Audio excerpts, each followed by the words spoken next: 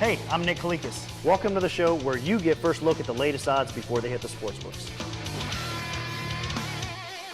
And I'm Miguel Iturrate. This is the place for a unique look at MMA from a gambler's perspective. And this is MMA Oddsbreaker. Welcome to the show. Nick Kalikas alongside Miguel Iturrate. Today on Oddsbreakers, we're having a special preview show for the UFC on Fox 5. And we're going to be joined by a very special guest, MMA free agent Eddie Alvarez. And on today's Oddsbreaker segment, I'll be joined by Luca Fury and Frank Trigg. Both guys will help me break 4 original odds that have not hit the sportsbooks yet.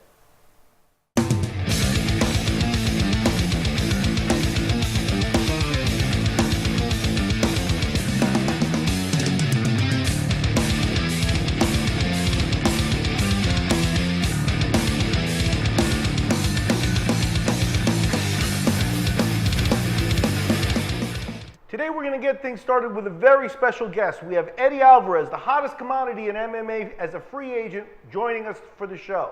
We're going to talk to him a little bit, and we're going to get into previewing some of the UFC on Fox 5 fights with him as well.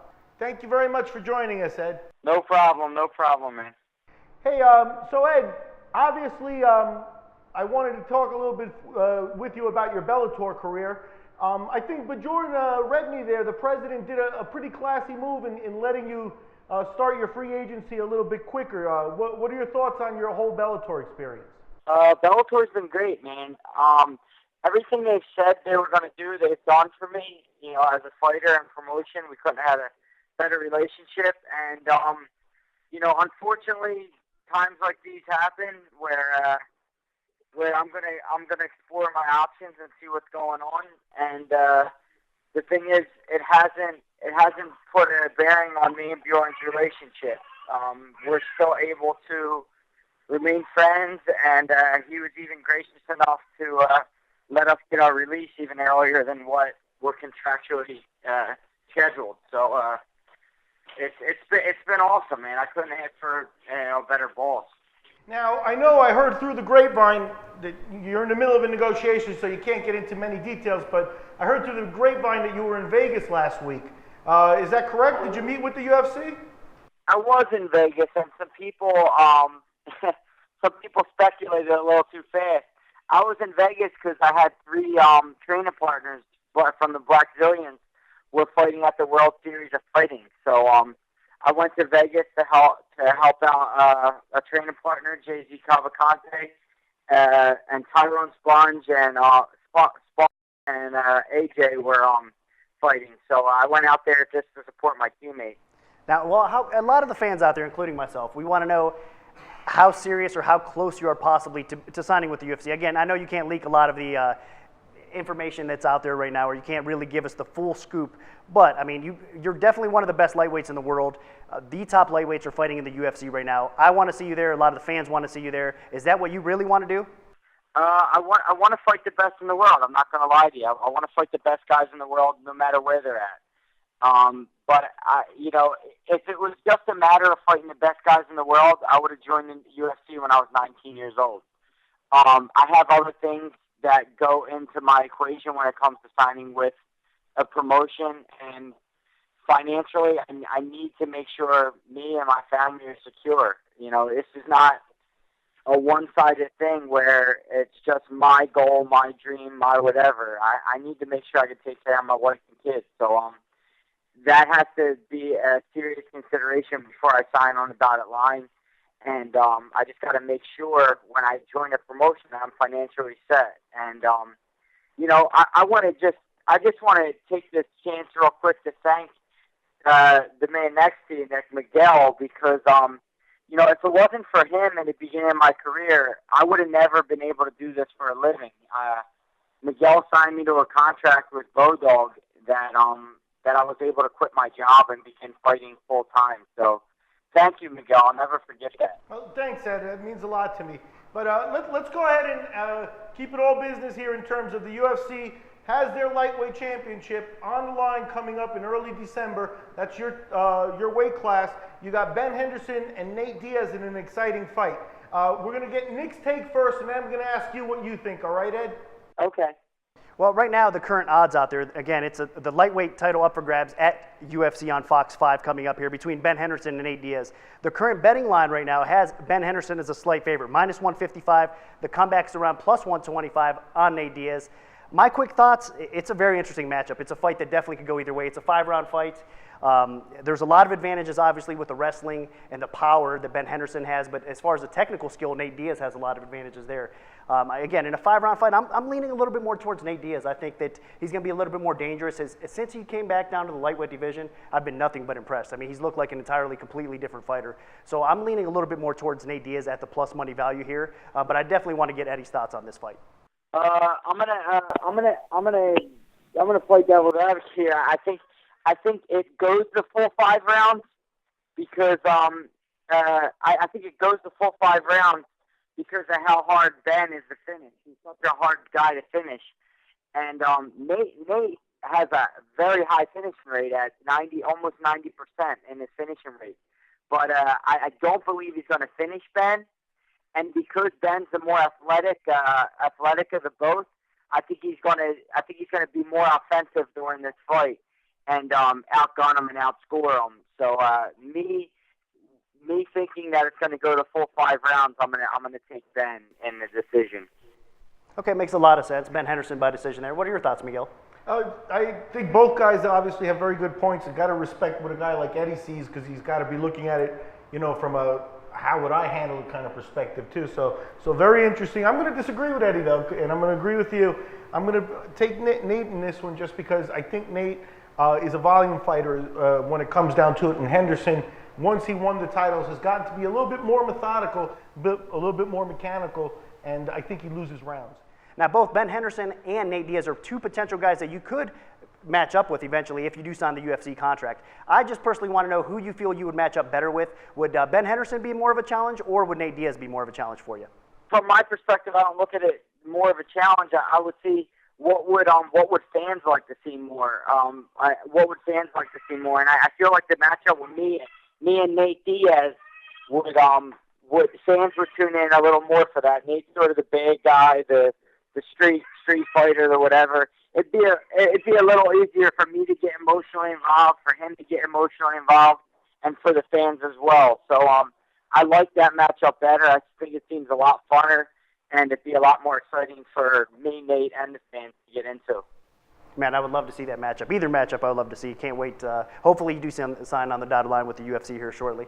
Anything else you'd like to add, Miguel? Well, I want to head into the next fight, Ed. I want to bother you about a couple of fights not in your weight class because I know you're a student of the game, and I want to see what your thoughts are on Mauricio Rua and Alexander Gustafsson at light heavyweight. Right now we've got Gustafsson coming in as a little bit over a 2-1 favorite. What are your thoughts there? I didn't see much of Gustafsson, but I told everyone, and everyone knows that Shogun.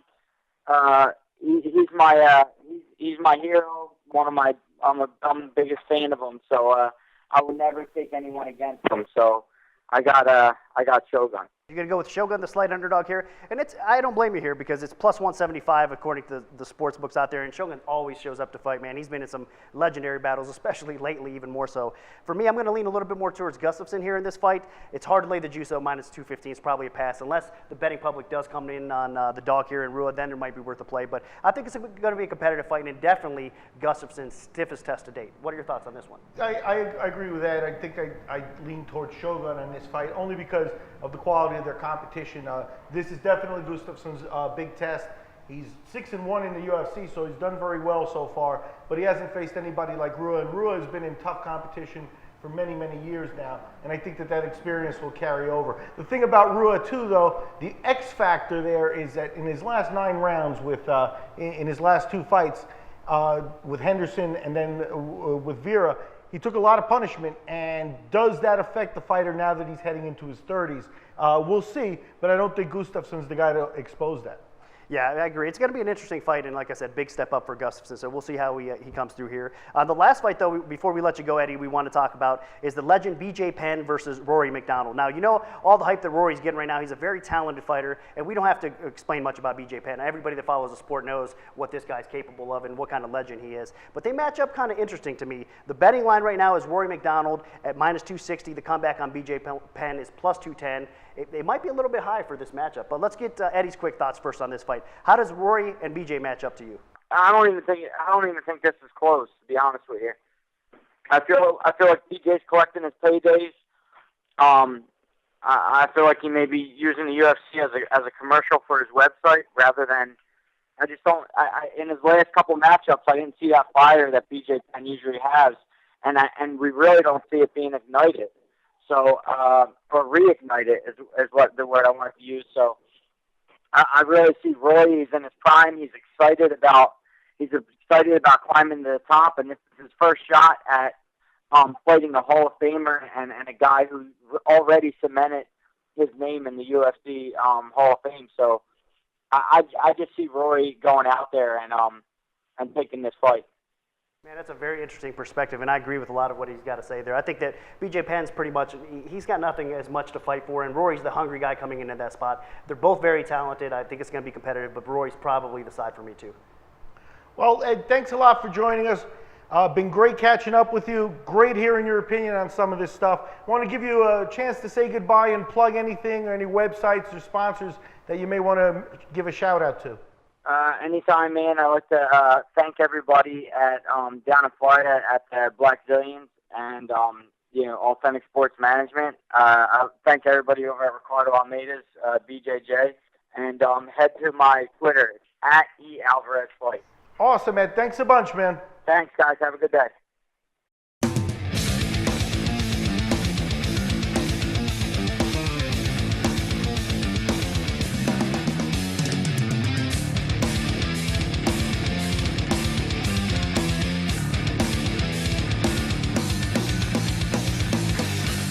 All right, time to get rolling on today's Oddsbreaker segment. Let me introduce both of our guests. First, returning to the show, the host of the MMA Oddscast, pro gambler Luca Fury. Luca, welcome back.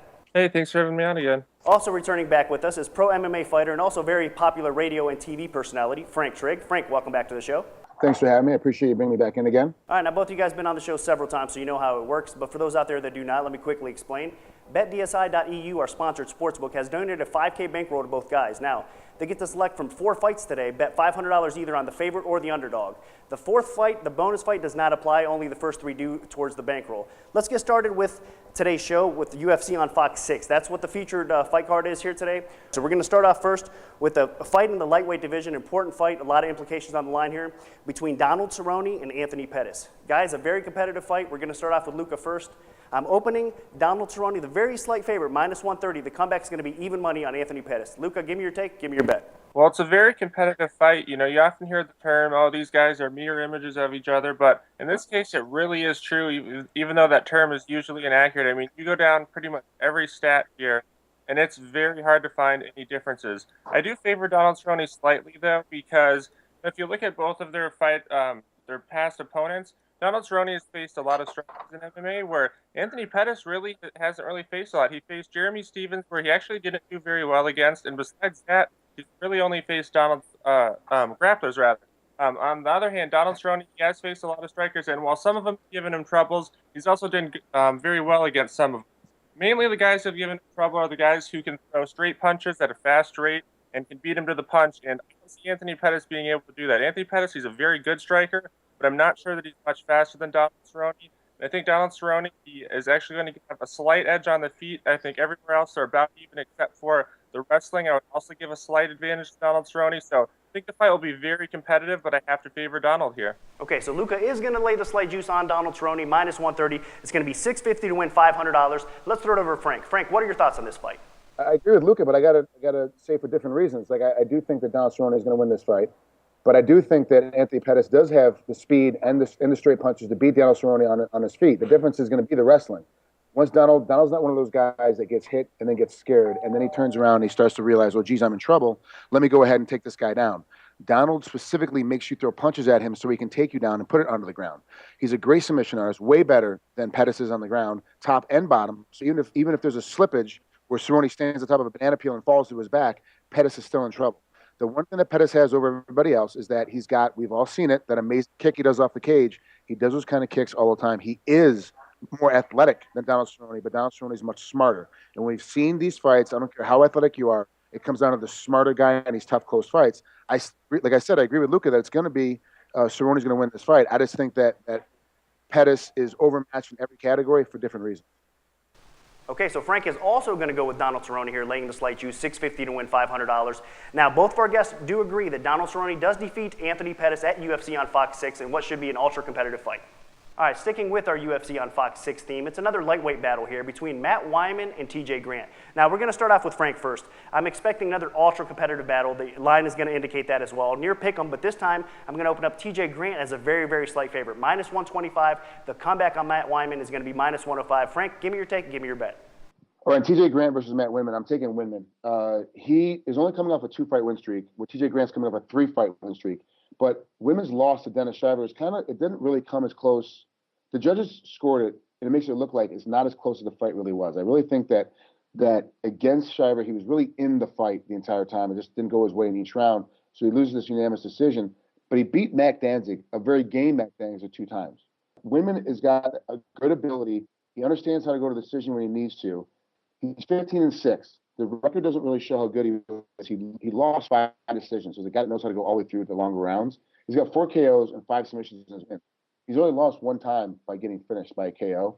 I don't think TJ Grant has that kind of style to knock him out or to put him down or to finish him. It's going to go a long way. It's going to go into deep waters. When we talk about TJ Grant, he's got 13 submissions and only 4 wins of decisions. He lost 4 decisions himself, and he's lost 1 time by submission. I think if this fight goes deep into deep waters, that it's really going to be Wiman's fight to lose. TJ Grant doesn't like to keep that heavy pace, even though we did see him with a heavy pace against Evan Dunham. And with Carla Prater and Shane Roller, he was in that position where he had to keep a higher pace the entire time. But if you look at those fights, he finds a way to he beat Roller in the 3rd round. He wins a decision against Carla Prater, and Carla Prater doesn't really push the pace. He's kind of a flowing kind of jiu-jitsu guy. And then he wins a unanimous decision against Evan Dunham, where he basically just runs from the guy the entire time. I think really that Wiman is the better competitor of these two because he's going to be in TJ's face the entire time and make it so it's a pace war that I don't think TJ's going to be able to maintain. Okay, so Frank Trigg going to go with the slight underdog in Matt Wiman. It's going to be minus 105, so $525 to win $500. Let's throw it over to Luca. Luca, what do you think about this fight? It's another competitive fight, another fight where both guys are kind of mirror images of each other, although I do like Wiman here.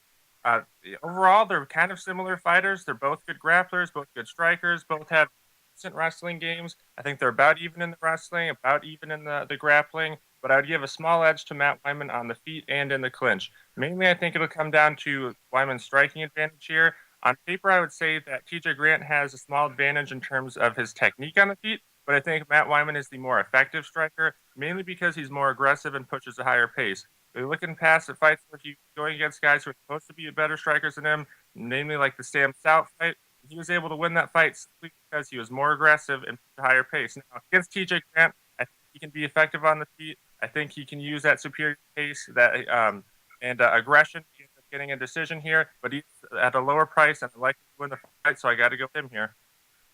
Okay, so Luca Fury does agree with Frank Trigg. It's going to be minus 105, $525 to win $500 on the underdog, Matt Wiman. So both of our experts do come in picking the slight dog here at UFC Fox 6. Staying with UFC on Fox 6, this time it's going to be a featherweight bout. Another awesome fight here. I'm expecting fireworks between Ricardo Lamas and Erik Koch. This time we're going to start off with Luca first. Obviously, it's going to be another ultra-competitive fight. Line's going to be close, but this time I'm going to open up Koch as a slight favorite. Minus 140. The comeback's going to be plus 110. Give me your take. Give me your bet. I like Erik Koch in this spot, but I do have a couple of concerns. Mainly that he hasn't fought in over a year. He's coming off of an injury as well. And also, he was supposed to fight Jose Aldo for the featherweight title, not once, but twice, and both fights were canceled. And he's going from fighting the number 1 featherweight for a UFC title to just some other featherweight now in Ricardo Lamas. And you got to think that this will lead to an emotional letdown for him. Even still, I do like him in the match because stylistically, it should be pretty good for him here. He fought a very good wrestler in Jonathan Brookins, and he was able to stuff all of his takedowns. I think Jonathan Brookins is as good of a wrestler, if not better, than Ricardo Lamas. So I think that Erik will be able to stuff Ricardo's takedowns, and if he stays on his feet, which I think it will, I don't think Lamas is going to be able to have much success here. He has boxing, underrated boxing, but Koch has a significant striking advantage. He's just as good of a boxer, if not better. He also has a wide variety of kicks, and he has much more power and a better chin. So I think we're going to see Ricardo Lamas struggle in this fight a lot, and I think Erik Koch's probably going to knock him out with a few rounds. Okay, so Erik Koch is the side for Luca Fury. He's going to take him minus 140. It's going to be $700 to win $500. Let's throw it over to Frank Trigg. Frank, what do you think about Lamas versus Koch? Okay, in this one, I'm taking Erik Koch just because he's a better overall fighter, even though his competition has not been as tough. You know, he just beat Jonathan Brookins, who really hasn't panned out all that well in the UFC. Ralph Yasenso before that, and Francisco Rivera. He's on a 4-fight win streak, but he's just had he's the overall better fighter. But Ricardo Lamas is really strange in the sense that his record doesn't show how tough his fights are. He beat Hatsu Hioki in a unanimous decision. He beat Cub Swanson with a submission. And then he beats Matt Grice with a TKO head kick. So he's getting a really good mix. I just think that this Stillman competition against Erik Koch is going to be a big deal for him. So I'm definitely taking Koch on this one. All right, so Frank also going to lay the juice, minus 140 on Erik Koch over Ricardo Lamas. It's going to be $700 to win $500. So both of our experts do agree that at UFC on Fox 6 in this featherweight clash, Erik Koch does defeat Ricardo Lamas.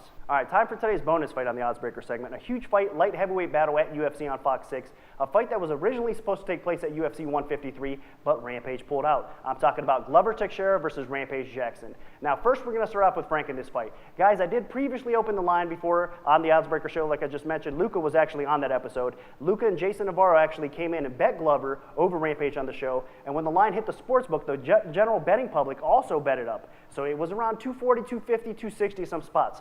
So I'm going to reintroduce the line to the public since the fight got reannounced, and we're going to start off with Frank first on this fight. Frank, I'm going to open up Glover minus 245. The comeback on Rampage is going to be plus 185. Give me your take. Give me your bet. All right, in this fight, I'm taking Teixeira just because Rampage is spending so much time, honestly, spending a lot of time complaining outside the ranks of the UFC's not treating him well. The only way to get out of the UFC is to finish your contract. With a record of 32-10, where Quinton Rampage brought it every single time that he fought, he brought the game and brought it violently. We all see these big knockouts of his opponents in the past. Glover Teixeira is like the newer Rampage Jackson at 19-2.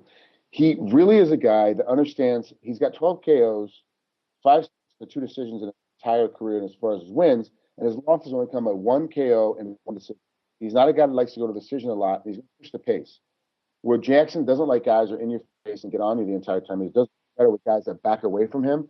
Stylistically, it's a tough matchup for Jackson just because Teixeira is going to be in his face the entire time, and he's a younger, more hungry style of Quinton Rampage Jackson. He's going to attack him the entire time. They ain't taking Glover Teixeira just because Quinton is just not the same Quinton we saw before he went and did the move the A-Team.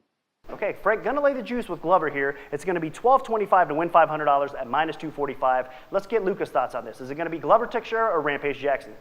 I agree with Frank. I also have to go with Glover here, although I'm not that confident in it. I mean, yes, this is a fight that Glover should win, and a lot of people are picking him here because they're kind of just counting Rampage out. And yeah, they do have a point. You know, Rampage hasn't looked good in a while, but you always have to be careful about counting on a guy to not show up. You know, look at, for example, Takanori Gomi recently. A lot of people bet Mac Danzig against him thinking that Gomi was going to continue to look bad like he has recently. And what do you know? Gomi surprised a lot of people and looked better than he has in years. So it's certainly possible Rampage could do the same. So yeah, in sports betting, you're supposed to bet on the streak, not against it. But still, you can't count on Rampage not showing up. And if he does show up, he has a legit chance to win this fight.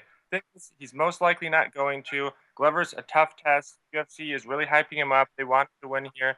And I do think he's going to win the fight because he has very good striking, although he's getting a bit overrated. You know, in his last fight against Maldonado, he threw basically the same combination over and over again. It was just a straight right to a left hook. That's basically all he threw. He was very predictable. If he does that to Rampage, he could get caught, and he got caught against Maldonado doing that, even though Maldonado was rocked in that first round. Also, Glover does have cardio issues. He usually fades around the late second round or third round, so that could lead to troubles. But even still, Rampage hasn't looked good in a while. You never know which version of him is going to show up. So I do like Teixeira to win this fight, but I think that line is too high as well. But I have to go with him here. I can't lay my money on Rampage. Okay, so Luca Fury cautiously going to go with Glover as well. It's going to be $12.25 to win $500 on Glover over Rampage at minus 245. So both of our experts do agree that Glover is the side over Rampage at UFC on Fox 6. Stay tuned for what Miguel and I have to say during our odds adjustment segment. All right, guys, awesome stuff on today's Oddsbreaker segment. Thank you for helping me break the UFC on Fox 6 fights. Now, before we let you go, I do want to take a minute or two and let everybody know what you guys have going on. Let's start off with Luca first. Luca, what do you got? Thanks for having me on again. If you guys want to check me out on Twitter, I'm at Gambling Fury. And also check out my podcast that I do with Nick, the MMA Oddscast. You can get that on iTunes and MMAOddsbreaker.com. Okay, Frank, what about you? What do you got going on? Follow me up on Twitter. It's at Frank Trigg. And check out my iPhone Android app. It's just Frank Trigg MMA. There's some quick little stuff on there. You can catch training videos and some cookbooks. And if you look in there, one of the earlier videos actually see me get tasered by a bunch of cops in Toronto. So it's not a bad little bit. That's the Frank Trigg MMA app on for Android and for iPhone. All right, guys, thanks, and we'll have you both back on soon. Welcome back to the show. Another incredible Oddsbreaker segment. Frank Trigg, Luca Fury, always great guests. They broke down the fights for us, Nick. But let's take a look at the odds adjustments that we're going to do, and why don't you take people through that process right now? Well, both Luca and Frank came in on all four of the same sides, so I'm going to have to make some adjustments here before the lines do hit the sports books. Now, typically, when a fresh line does hit the books, you see some movement early on, so we're going to take that same principle, same philosophy, and put it into play here during our odds adjustment segment. Starting off with the first fight, it was an awesome fight at lightweight between Anthony Pettis and Donald Cerone. Now, I opened the line almost to pick 'em, but slight favor towards Donald Cerone. Both guys did bet Cerone at minus 130. When the odds do hit the sports books, the new number is going to be minus 140. The comeback is going to be plus 110 on Anthony Pettis. Pettis at plus money. Give me your thoughts. It's a good fight. We've been waiting for a long time. Glad to see it's going to happen because there were rumors that there was an injury again on the part of Anthony Pettis, and the fight may have been postponed. So I'm definitely glad it's going to happen. I think I'm going to go with Cerone on this fight. I just like Cerone's mindset and aggression. I think he's been coming up. I think he learned a lot from the recent loss to Nate Diaz as well. I think he knows he has to pick it up a notch against some of these guys once you're at this level. And I think he's got everything it takes to stay at this level. So I'm gonna go with Cerone. Well, so three of you guys are picking Cerone. I'm kind of honestly going back and forth on this fight. I think it could go either way. They match up together pretty well. Both outstanding strikers, and like Luca said during his segment, I mean, if you look at everything on paper, they match up so well. This is a true kind of pick 'em fight. But the advantage is I do favor Cerone a little bit, and especially with the time off with the injury from Pettis. There's a lot going on. Now, you have to be careful what you wish for, though. Cerone did call out Anthony Pettis, so that sometimes ends up backfiring on a lot of fighters as well. So we'll see how it plays out, but the line is going to hit the books with a slight lean towards Donald Cerone at minus 140. All right, moving on to the next fight, another lightweight scrap from the UFC on Fox 6 card, this time between TJ Grant and Matt Wiman. Now, my original line was, again, near pick'em fight, slight lean towards TJ Grant at minus 125. Both of the guests, Frank and Luca, came in on the underdog at minus 105. So I am going to have to make a quick adjustment here. I'm going to drop the line. It's going to open up at a pick'em minus 115 either way. I do think the general betting public is also probably going to agree with them. I think that we could see Matt Wiman creep up to a slight favorite here. But let me get your quick thoughts, Miguel. You know, I think TJ Grant is the way to go in this fight. I like Matt Wiman a lot. I've known about him for a long time. I've match made for him on older shows, and I'm very impressed with the progress he's made as a martial artist. But I get the feeling he may be topping off, and he's at the level that he's at, which is a very good, solid fighter. I think Grant has a little more ceiling, place to reach, and I think that that's what Grant is going to focus on and probably win this fight. Yeah, I'm leaning a little bit more towards TJ Grant in this fight as well. I think both guys are on extreme roll right now. Both of them very hot, really have confidence coming into this fight. But I think that TJ Grant's a different fighter at lightweight. He matches up a lot better. His physical presence, and again, with the technique, with the skill, I think he's going to have the slight edge in most areas. And Matt Wiman, you can't take anything away from him. Luca said he's more effective on the feet. I agree with that. I mean, the guy definitely has some power on the feet. Obviously, we know his BJJ game's legit, submitting the undefeated Paul Sass before in his last fight, I should say. So in this fight, you definitely can't count Matt Wiman out, and I understand why the betting public, why the guys came in that way, but I do think that TJ Grant's probably the side here, at least at this point. We have some time before the fight does take place and go down, but I'm going to lean towards a little bit more towards TJ Grant myself. Okay, moving on to the third fight. It's a battle at featherweight this time between two of the best in the world. Erik Koch takes on Ricardo Lamas. Now, my opening odds, again, near pick'em, but a slight lean towards Erik Koch in this fight. I opened minus 140, the comeback plus 110 on Lamas. Both of the guys did come in and take the juice, minus 140, so I'm going to have to adjust this line as well. The new line when it hits the books is going to be Erik Koch minus 155, the comeback plus 125 on Ricardo Lamas. Let's get your quick thoughts, Miguel. I agree with where the line is set. I mean, the bottom line is I think it is a very close fight. I'm going to play a little devil's advocate to Luca. Luca brought up a point that I'm big on, which is the mindset of the fighters going into the fight, and whether Erik Koch might be dismotivated by having had the title fight with Jose Aldo be made and unmade a couple of times, and he had his shot, and now he's just fighting a run-of-the-mill guy. I think that might apply to a guy who held the title for a while, had been promised maybe a rematch or a title shot again, and then goes back. But I mean, Coach never really had the fight with Aldo, and I think he's got to think, I did the right thing. The UFC likes for people to step up. I stepped up. I took the fight with the champion, and I did the thing for the company. Now I want to win. Nobody's going to take this spot from me. He'll be in the driver's seat in this weight class with a big win here, and I think that he could use that as positive motivation. Yeah, it's an interesting perspective as well.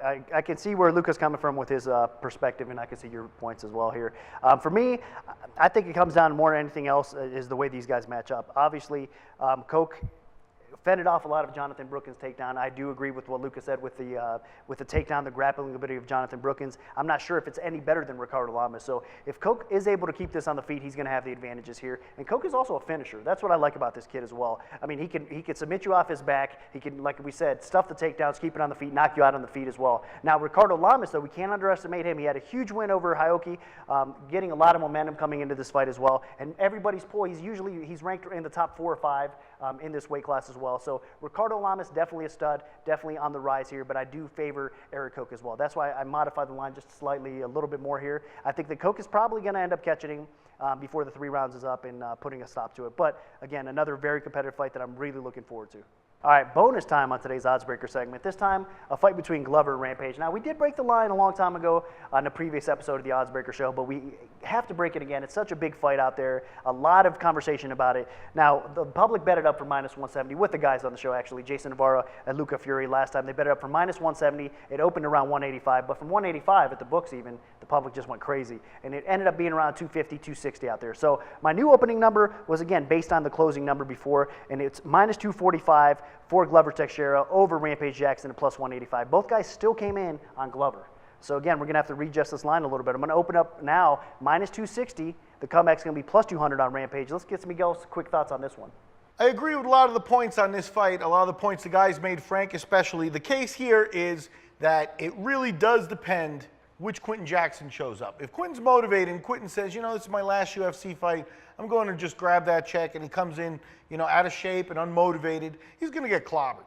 But if Quinton comes in motivated and says, you know what, there's still room for me in the UFC. I need a couple more paychecks. I need another 3-4 fight deal out of this, and I'm going to come in here motivated and sharp. He may be too much of an athlete and too much of a fighter for Teixeira. Teixeira does tend to get tired. Teixeira gets sloppy towards the end of fights there against Maldonado. He was starting to come apart a little bit.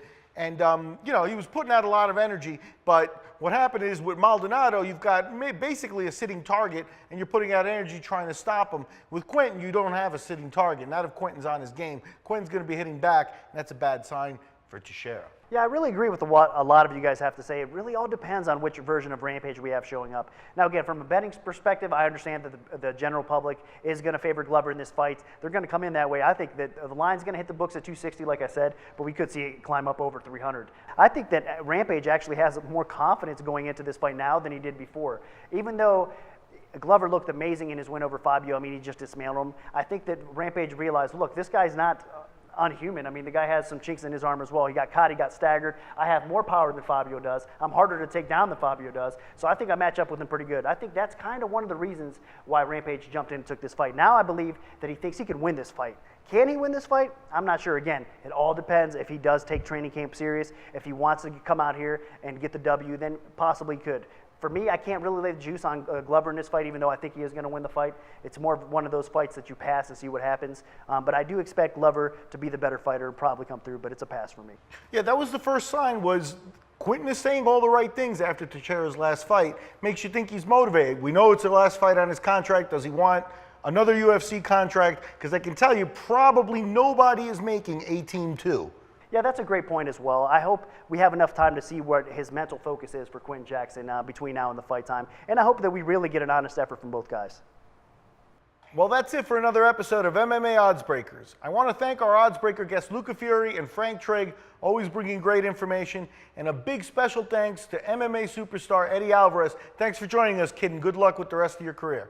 Also, for complete UFC on Fox 5 coverage, make sure you head over to MMAOddsbreaker.com. We'll have picks, previews, and a whole lot more. Also, follow us on Twitter at MMA Oddsbreaker. For Miguel Iturrate, I'm Nick Kalikas saying until next time, enjoy the fights.